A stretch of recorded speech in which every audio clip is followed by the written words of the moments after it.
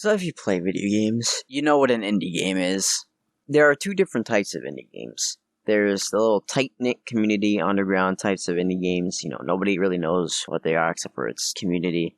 And then you got the indie games big content creators get a hold of. Obviously, they blow up. They get a huge following, which means the developers of those games also get a huge following. Getting a huge following has its ups and its downs. It can either make or break a person. So think back to 2014. Where were you? I can remember where I was. I was in the 6th grade school cafeteria, chilling with my friends, eating lunch, and the topic of a nice little indie game popped up. Five Nights at Freddy's. You ever heard of it? A nice little indie game developed by a man named Scott Cawthon. And wouldn't you know it, some big content creators got a hold of it. It blew up like nothing else. It even blew up some of the content creators. If you go on Markiplier's channel right now and look at his most popular uploads, the first 12 videos, 6 of those are FNAF videos. Let's not even get to MatPat. For one, if you just type in MatPat, the second search result that will pop up FNAF. If we go to his playlist right here, and we go to his FNAF Theories playlist, he has 40 videos. Not only does he have so many videos of FNAF, Scott has actually broken him. I'm pretty sure he's just broken at this point. I don't know how you do 40 videos in FNAF without having your brain just absolutely fried. Especially with that complicated-ass storyline, bro. Don't even get me started on that. But there's even purely FNAF-based channels. We look at Dawko. We look at Fusion Z Gamer. Entire channels based on FNAF and have millions of subscribers. Obviously, they had to get millions of subscribers from somewhere. That's because Scott has made over 11 games. He has made multiple books, an entire trilogy of books, some spin-off books, has a huge amount of merchandising for his game. Scott has made such a popular franchise that if you go onto GameJolt right now, you will see a hashtag FNAF tag. And what is in this tag? Every single FNAF fan game you can find. How many results are there? 25,000 games. There might be some that aren't even on GameJolt. So that's probably not even all of the fan games. And obviously, with all this popularity, this man goes and donates millions of dollars to charity. Obviously, you're thinking, well, he donated money. Okay, what is that? That doesn't prove he's a good guy. One of his games he produced, FNAF World, not a mainline game, it's just a spin-off game. That was released, and at first, you had to pay for it. And at first, it wasn't exactly what we would call finished. So he went and he apologized for the game not being in a completed state for when it launched. He refunded everybody's money and took it off of Steam. Then he went and put it up on GameJolt for free for everybody. And lastly, he went and completely overhauled the game. He added a bunch of new content, a bunch of new side missions and quests and gameplay, added a bunch of new animatronics to play as, added new bosses, and a bunch of other fun stuff to just earn in the game. He didn't have to do any of that. This is a spin-off game and had nothing to do with the story. It didn't earn him any money. He did it out of the kindness of his heart, and I think that's a win.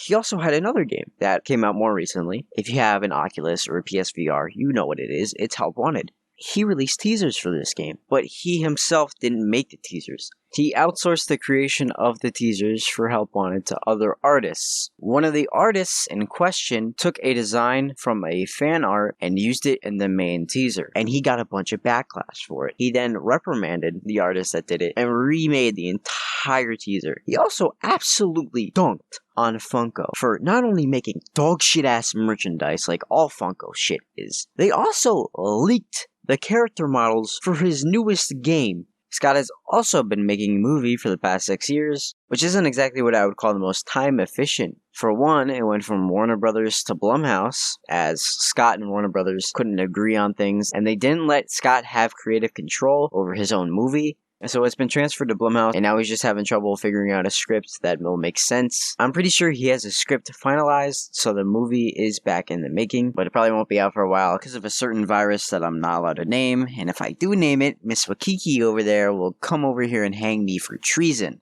So besides the whole movie thing, About a week ago, Scott posted something on his subreddit about something he was calling the Fazbear Fanverse Initiative. This initiative was Scott funding 5 different developers to continue or remake fan games that they made in the past. And once they're all remade or new games have been made, they will be ported to consoles and mobile devices, as well as maybe getting their own merchandising line down the road. Alright, since we just looked at what would have been a win of an indie dev, let's go look at an indie dev that was broken under pressure. So, think back to 2014. Where were you? I wasn't talking about Yandere Simulator, that's what. I wasn't in my lunchroom talking about Yandere Simulator with my friends. But I have watched videos on it, I think during that time frame of 2014, 2015. It also got blown up, yet the exposure didn't help. It hurt. Yandere Dev. Already been talked about a lot on YouTube for not the best of reasons. His game, Yandere Simulator, is a great concept. It's a great concept. He didn't even come up with it. It was something on 4chan. Technically, he made the entire game, yes. But the actual idea of it wasn't even his. That's not really something to... Who cares? He has been working on the game for 6 years and added pretty much nothing important to it. He's added little side quests, added little things that nobody really cares about. He hasn't even worked on the main game at all in like 6 years. Fuck, bro, the first Rival isn't even out yet. Small correction. Yandere Dev has finished the first Rival after I had already recorded all the shit for this and after I downloaded the game. So he has finished the first Rival, but it still took him 6 years. There's no physical way to win the game. The game has been in alpha for 6 years. Damn, bro, what the hell is this? Like DayZ? Nah, it's not even DayZ. DayZ came out. He hasn't released the game in so long, there is actually a Twitter gimmick account that posts things that happened before Yandere Simulator has finished. And it's usually things that have been taking longer than 2014 to 2020. So, I've coded before, right? I wasn't very good at it, but I still did it. One thing you never want your code to look like is some good old-fashioned Italian spaghetti. It's just bad coding. It can make your game run like absolute garbage. I went into Yandere Simulator thinking that my nice little pack-a-punched Chromebook would fucking explode on me. I thought I'd be dead by now. But actually, it ran pretty good. On max and low quality on my 1660 Ti, I got between 40 and 80 frames per second. It depended on if I was looking on a big crowd of people or not.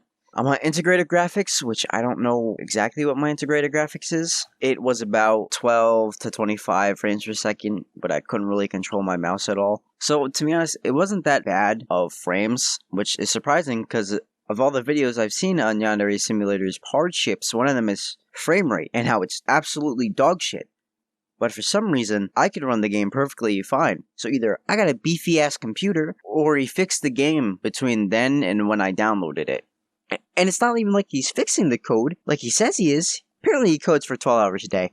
Kinda hard to do that when you stream for like 8 hours a day.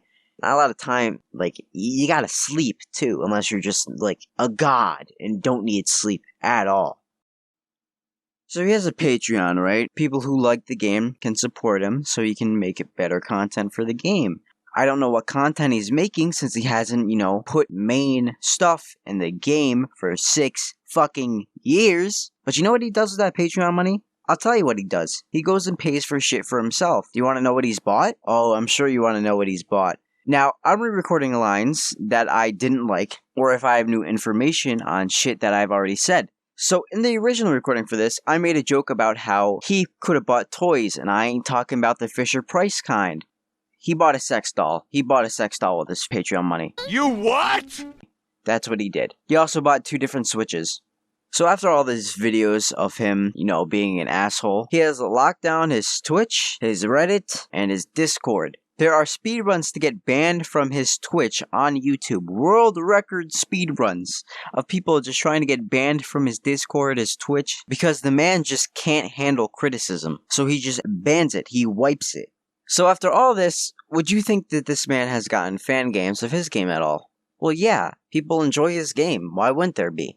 And the game hasn't been in a finished state for 6 years, so people want to try to make their own fan games so at least people can enjoy what Yandere Dev wanted Yandere Simulator to be. So a fan game popped up that was originally called Lovesick, and it has since been renamed to Love Letter My True Feelings. It is developed by Dr. Apis. Now, Yandere Dev did not like having a fan game. He called Dr. Apis a stealer and scammer. He stole assets. Lovesick was originally supposed to be a mode in Yandere Simulator, and he has asked Dr. Apis multiple times to take down the game, even threatening suicide on him. Now, I don't know about you, but honestly, I think threatening suicide is one of the lowest lows you can do. Because if they don't do it, they're going to feel like if you did commit suicide, that they are solely responsible for what happened, and you just cannot do that to somebody. It can ruin their lives. So what do we learn from this? If your indie game blows up, don't be an entitled asshole. That's what I learned. You know the drill. Follow my Twitter, follow my Twitch. Spectrum's still holding my internet hostage, so no streams yet.